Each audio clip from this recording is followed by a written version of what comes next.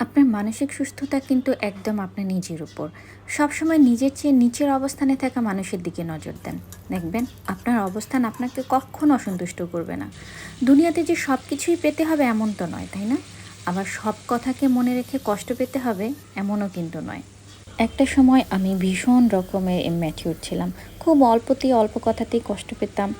কষ্টের পাহাড় জমে থাকতো, নিজেকে অনেক কষ্ট দিতাম। এখন সময়ের সাথে সাথে বয়সও বাড়ছে। জানি না আমি কতটুকু ম্যাচিউরড হতে পেরেছি, তবে অন্যের কথায় কষ্ট পাওয়াটা কমিয়ে দিয়েছি। কারণ এটা তো চলমান। আজকে আমি এই রান্নাটা করেছিলাম, ফেসবুকে একটা আপুকে দেখেছিলাম, উনি এই ডিমের এই তরকারিটা রান্না করেছিলেন। আজকে আমার একদমই রান্না করার কোনো ইচ্ছা ছিল না, তো ভাবলাম যে এই রেসিপিটা একটু কাজে লাগাই। প্রথমে কড়াইতে তেল দিয়ে তার মধ্যে আমি একটু বেশি পরিমাণে পেঁয়াজ কুচি দিয়েছিলাম। পেঁয়াজ কুচিটা খুব ভালোভাবে ভাজা হয়ে গেলে তার মধ্যে আমি ২ চামচ পেঁয়াজ বাটা দিয়েছিলাম। তারপর সেই মশলাটা একটু লবণ দিয়ে আমি খুব ভালোভাবে কষিয়ে নিয়ে তার মধ্যে আদার্স যে গুঁড়ো মশলা ছিল সেটা দিয়েছিলাম। তারপর সেই মশলাটা খুব ভালোভাবে কষানো হয়ে গেলে আমি এরকম ডিম ছেড়ে দিয়েছিলাম। তারপর খুব ঢাকনা দিয়ে একটু সময় নিয়ে রান্না করেছিলাম। ব্যাস হয়ে গেল ডিমের এই রান্নাটা।